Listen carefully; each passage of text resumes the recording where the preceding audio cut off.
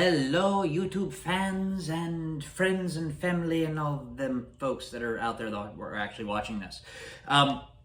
It is Sir Acha, as you well know. I am going to be teaching you something that's very easy to make.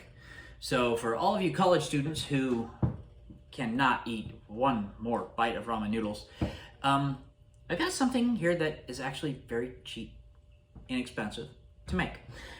So, it's all stuff that you can get from your local Walmart, like fajita seasoning. Okay, that's the Great Value brand. See? Very inexpensive. Grab two. I'm feeding 3 people, so that's why I have 2. If you're just feeding you, you only need 1. If you're feeding you and another person, if you want to have a little extra fajita in the taste, by all means, go right on ahead. You don't have to. I mean, it really depends on how seasoned you and your companion like your foods. So, as always, we do like to make sure that safety is actually adhered to in the kitchen. Sharp knife is a safe knife. I know that sounds like kind of crazy, but dull knives cut people. Sharp knives don't, because sharp knives actually cut through the foods they're meant to cut through. So, you're going to need an onion. I have yellow onion. You're going to need bell pepper. Now, I've got a green and a red and a yellow, mainly because, well, I thought that the colorful mixture would be great and appetizing and look pretty and all that jazz. And I've got chicken thighs. Now, you can get chicken breasts in the frozen section at Walmart. They sell them in bags.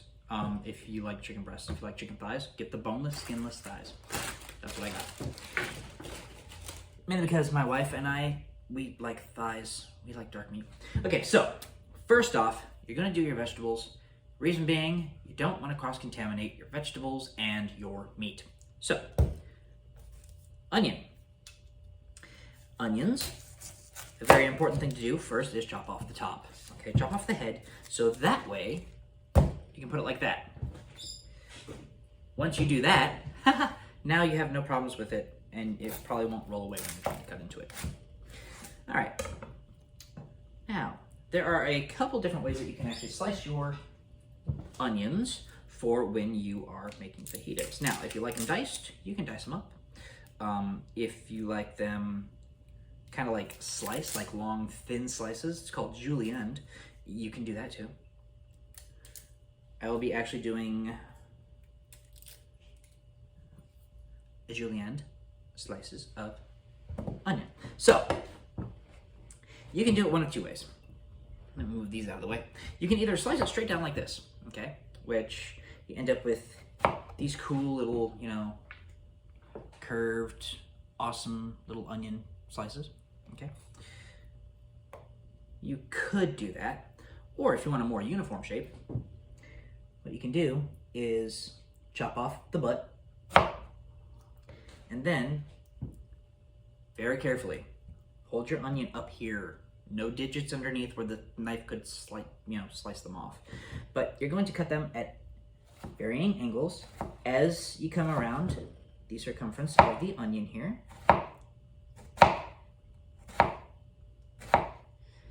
And then you end up with slices that look like that, okay? Compared to that. It's really also, personal preference as to which you would want. Now, I am cooking for 3 people. So, I'm going to use half an onion. Actually, I could probably get away with a quarter of an onion. Yeah, I'm going to use a quarter of an onion. That's the butt. Don't need that. Make sure you peel your onions apart from each other. You are going to end up sauteing these bad boys later on. The reason that you saute them first is because if you just add them and say, okay, they've been in there for like a minute and the fajita's done, they're not going to be as sweet. They're going to be kind of bitter, actually. They're going to taste like straight up onion, which, as you know, kind of tastes like body odor, but crunchy. So You want to make sure that you saute them to get the sweet flavor that you can out of the onion. And when I say out of the onion, I actually mean like into the food that you're being cooked with. All right, there's that onion. Now, bell pepper. Bell peppers are kind of cool. Bell peppers, really kind of cool. On the bottom, if you see, it's got quadrants. Now, those quadrants help you with cutting it. You could cut off the top, then place it down, and then just cut off a portion of the bell pepper. You could actually do that with all the portions that are in the bell pepper, so that way you can then slice it easily for your meal. Yeah, that was a very big slice.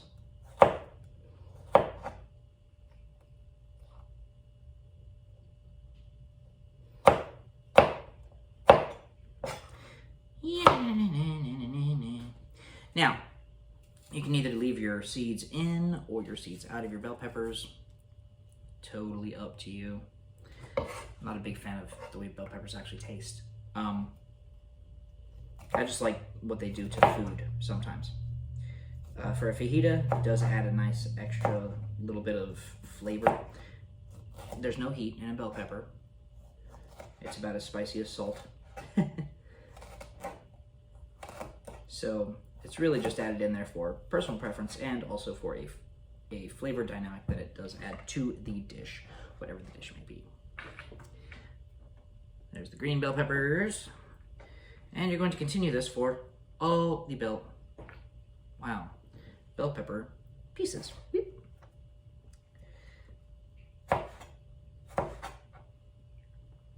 Notice again how I'm holding my knife. I actually, in one of my other videos, I did explain as to why you hold a knife like this. If you missed that video, shame on you. But the reason is because you have better control of your knife when you hold it down near the handle, where the blade and the handle meet. Don't ask me the exact technical name for that because I always forget it. And then like after I make the video, I remember, I'm like, oh yeah.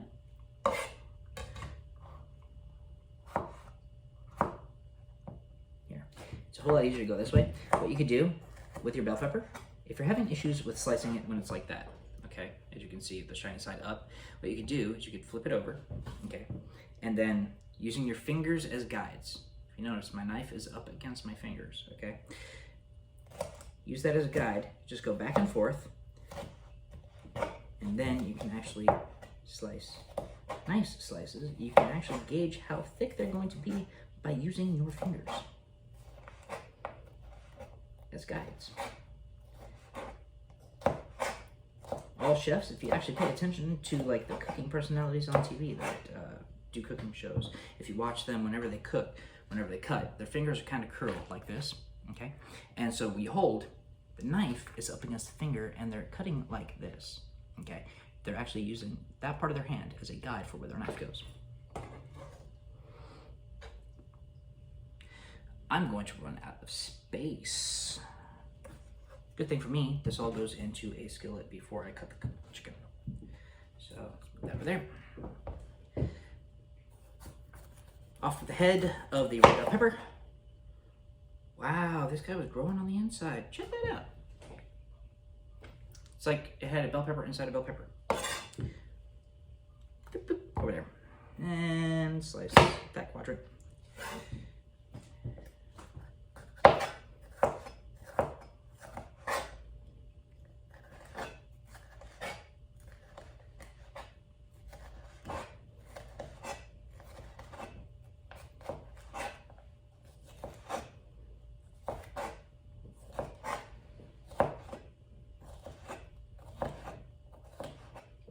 Okay, so now we've got all of our vegetables, just bell peppers and onions.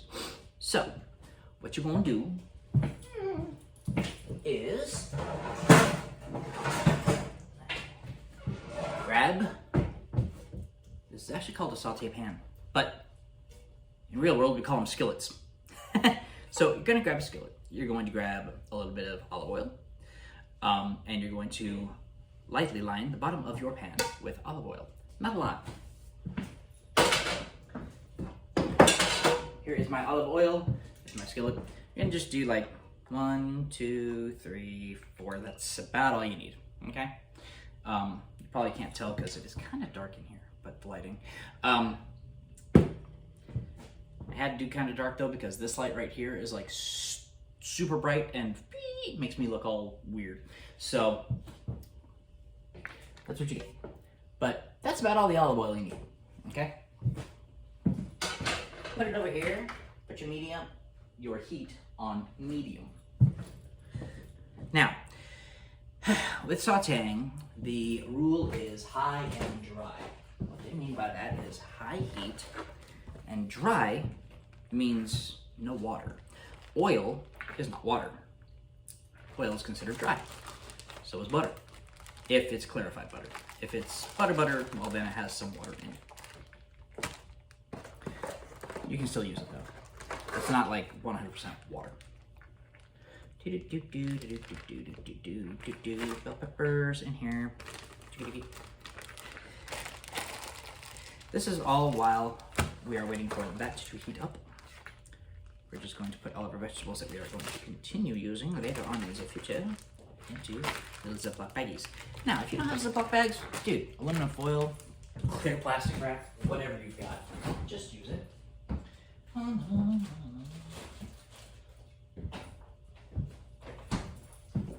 And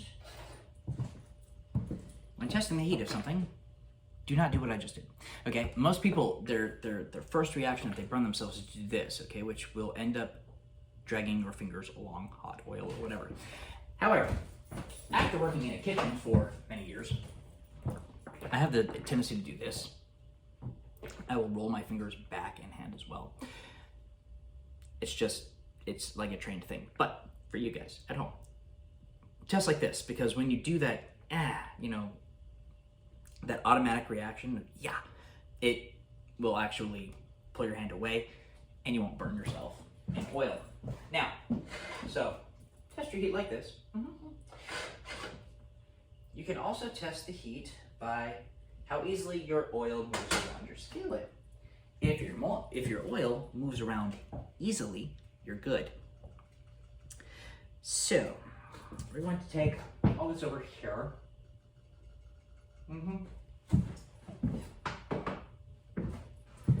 we're going to do our chicken. I have a smaller cutting board. Okay, so chicken, raw chicken. Who really likes touching it, right? Now, I know that these nitrile type gloves are probably a pain in the butt to find at certain places. They don't sell them at Walmart anymore because of the whole pandemic thing. Don't even get me started on that. But no, because of the whole pandemic, everybody panicked buying a bunch of crap, and some stores just stopped carrying certain things so that wouldn't have to deal with dumb customer impulse shopping and buying and trying to buy everything up at once. So, anyways, I got these from Walgreens. Okay, so chicken thigh, boneless, skinless. Okay, all you have to do is, well, cut it into strips.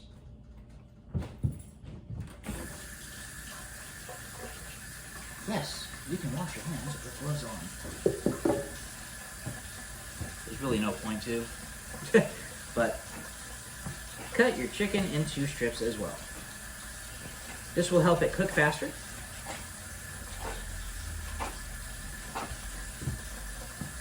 Plus, for those of you living on a budget, it actually makes your chicken go a little bit further. Because if you portion out what you are going to cook before you eat it, or before you cook it, sorry, portion out what you're going to eat before you cook it, I got that backwards, then you will already have an idea in your mind of what needs to be eaten, and your body will be okay with what you've eaten, and you won't have a impulse to eat more.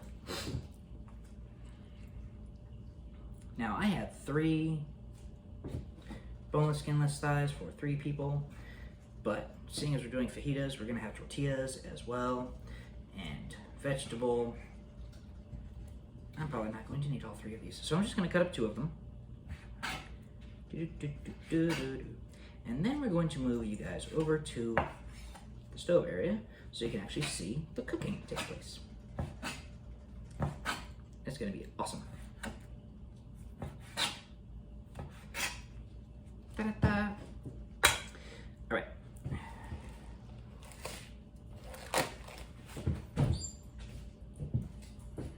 Move this over here.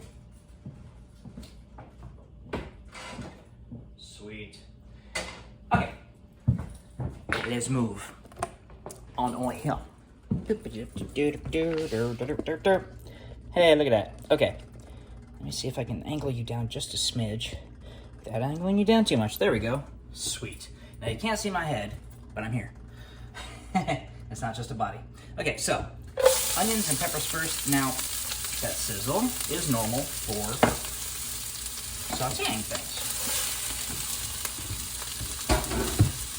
Now a lot of people are like, wait a minute. Chicken takes longer to cook than vegetables. Shouldn't you have done the chicken first? No. The reason I say no is because, again, you have to saute these things first to get the flavor out. Okay? You want to be able to get the mixture of flavors from these vegetables. They're going to get put in a cup or a bowl or whatever as soon as I'm done sauteing them. But, as of right now, they have their original color. You'll know that they're done sauteing when they get a little more translucent. And you can always add more oil as needed.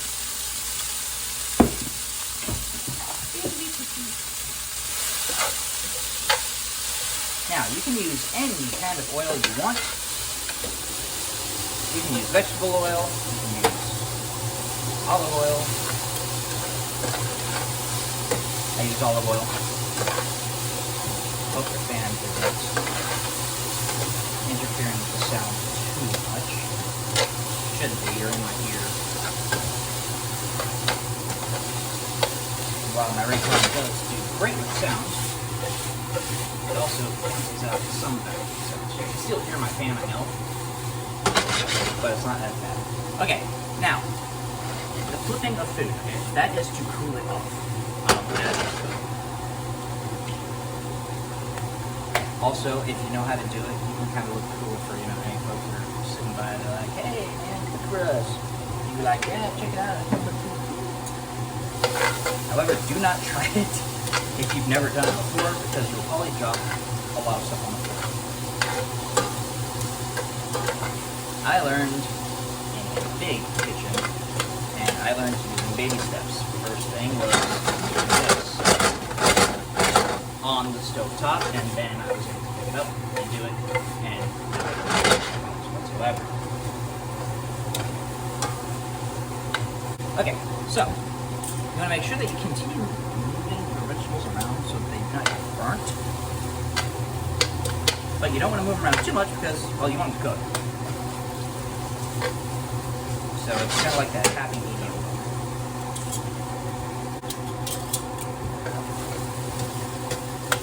Now, there are a couple ways that you can actually do the fajita seasoning on your meat.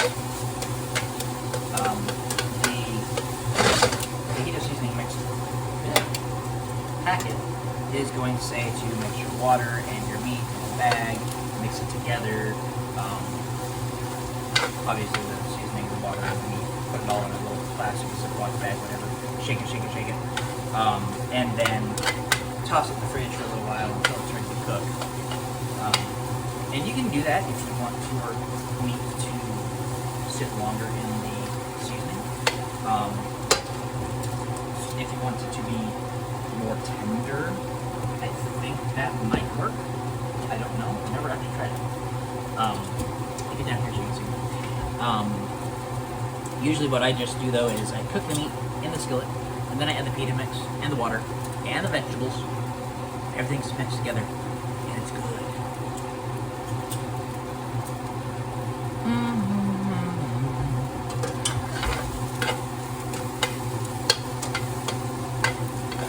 Alright, so veggies are done. You can notice the onions are translucent. Okay, they're, I mean, you can totally notice the difference. Plus, well, for the onions, a little bit more bendy. Okay. Now this will end up sitting in water for a little while, which will cook it. So you don't want to completely get it done, because you don't want to have soggy vegetables. It's going to be nasty.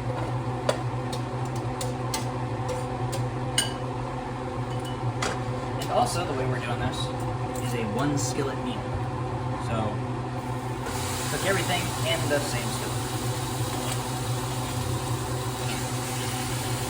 All right. There's the meat. And we're going to, it's called par cooking, which is cooking it almost halfway, roughly, before adding anything else. Like if you get instant rice, that is par cooked rice, and that way you only have to cook it for a minute. Which, by the way, don't ever get mint rice. Do yourself a favor. Do not disgrace rice. All rice bags actually have how to make rice. You can also buy a rice cooker, which those things are like totally awesome. They will save you time, and they will save you rice. But if you don't have a rice cooker, again, you're just a college student who's like, kind of poor. You can buy like a 5-pound bag of rice for like $3. You'll learn how to use rice really quick, especially if that's like the only starch that you have to eat, except for maybe mashed potatoes, or ramen. But with rice, with regular long-grain white rice, it is what's called 2-to-1 ratio. So it's 2 cups of water to 1 cup of rice, which will make you 2 cups of rice. And the instructions on how to make the rice are right on the bag. If you are a college student, I'm assuming you can read, because what you need through college you cannot read. And it does take about 20 minutes to make the rice, ish, give or take, again, depending on the climate, where you are, how your stove works. But after it starts to simmer, you just put the lid on, and you can pretty much leave it alone so you can go study for a little bit. Pardon me. While it cooks. Okay, so this is just browned on the outside. The meat itself is not cooked. So we're going to add a cup of butter.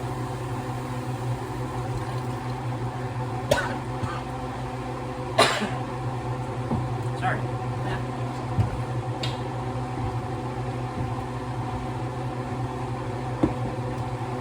Iced tea is good for you. Okay. Fajita mix. Again, this is easy, inexpensive way to make fajitas. Anybody who's watching this and going, that's not how you make fajitas, that is sacrilege, use your own seasonings. That's great. This is for inexpensive ways of cooking.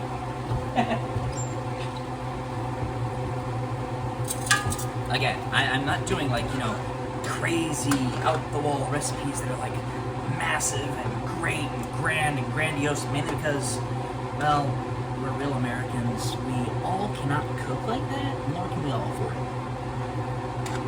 But pretty much everybody can afford a fajita packet from Walmart, and an onion, some bell peppers, and look at that. You can see how it all got real saucy. Okay, that's what's supposed to happen.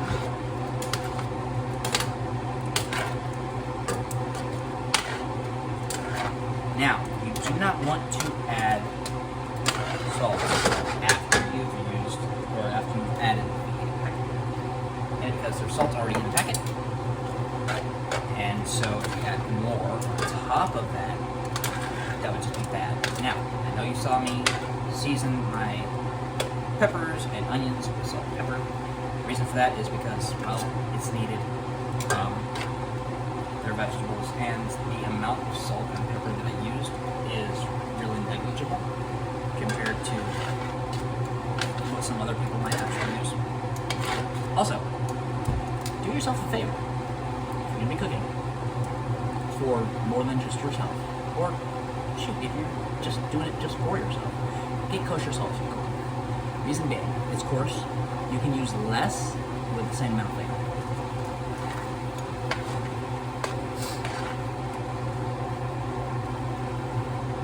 Now, yes, you do need iodine in your diet. That's why a lot of people get iodized salt. If you're going to do that, get iodized sea salt. Again, it is slightly better for your health. All salts do have different flavors, and you would learn that. You can go to any YouTube channel that has to do with salt. I'm sure just look up salt. It'll tell you about different salts, where they come from, different flavors of salts. So, we're going to let this sit here for a smidge. I'm going to add the rest of the water. Okay. Now, spread it out nice and even like in the skillet here. Let it sit for a few until the chicken is actually cooked all the way through. Because you don't want to be giving raw chicken to anybody. And because you cut them into small strips, it will not take a ton of time to cook it. Again, you're like a college student, you know, say you got a girlfriend, and she's like, hey, I'm gonna come over, do we have something to eat? You can easily make this in like, well, so far it's been 28 minutes, and that's been mostly me talking and explaining how to make it. You can make it in roughly 15. Okay, cheers.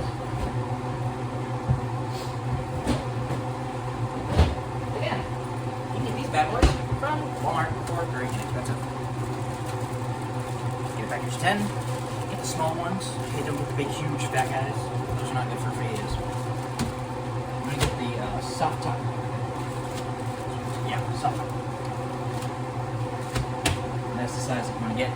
They are perfect for fajitas and, well, soft tacos. And also, if you have like those quesadilla makers, perfect size for those guys. Make chicken quesadillas real quick and easy. So,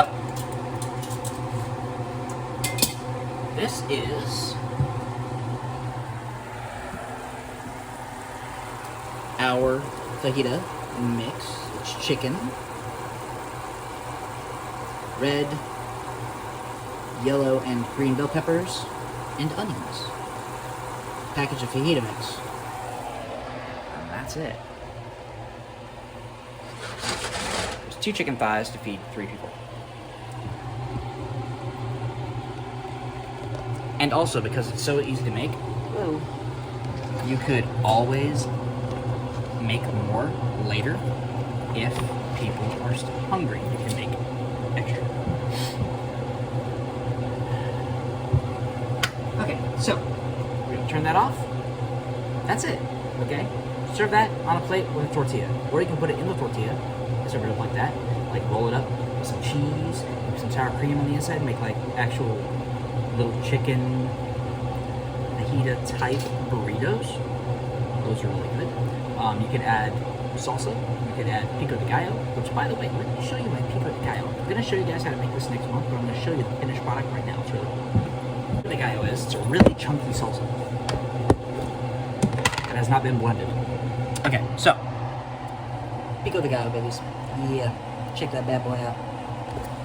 All it is jalapenos, onions, tomatoes, lime juice, and garlic. Oh, and cilantro. Cannot forget the cilantro, or else it won't taste right. I made a batch once without cilantro. I was eating it, I was like, there's something missing. Then I looked down, I was like, oh yeah, I forgot the grass. Cilantro. Added it up, tasted just fine. But this stuff, it takes a little time to prepare.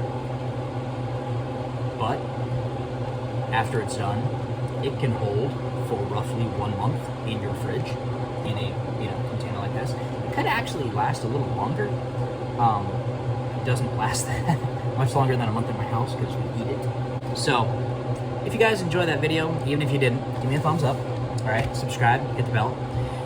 I will be coming back with more videos on how to cook simple things.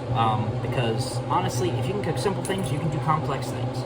You can always learn complex things from other people. But if you don't know the first fundamental, easy, simple stuff, you're not going to be able to cook crazy, amazing, awesome, complex things. Not to mention, let's put you there for a second. Not to mention, a lot of people are not looking for complex meals unless they go out to eat. The reason you spend all that money is because they know how to make the complex meals. Now, in my household, we have 2 chefs, my wife and myself. So we can make complex meals for a whole lot less than you can pay at a restaurant. But sometimes you just want to go out, treat you and your spouse or a girlfriend, boyfriend, whatever. You want to treat them to a nice meal that you don't have to clean up after. So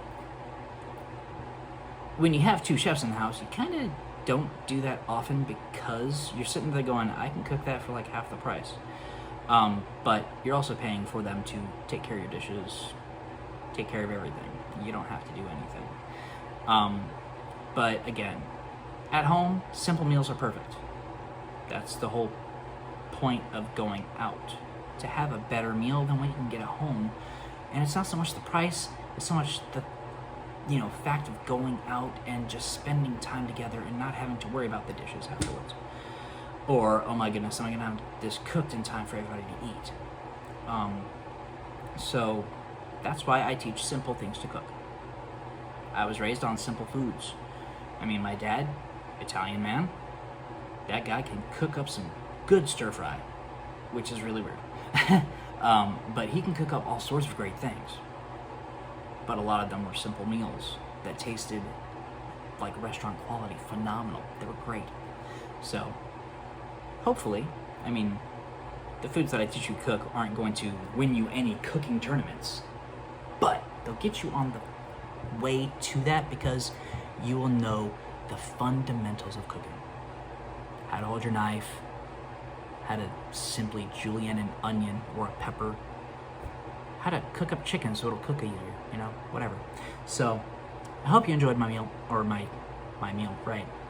Try it, cook it for yourself, and then eat it. Then you'll enjoy it or not enjoy it. But I hope you enjoyed my video.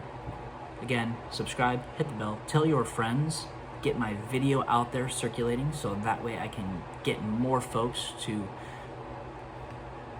cooking simpler things so that way they can either A, not have to eat ramen all the time, or B, they can make meals for their families. Because sometimes you just need a meal idea. It's like, oh yeah, I could do fajitas. Shoot, it's that easy. So, I'll talk to you guys later. Hope you enjoyed the video. Peace out.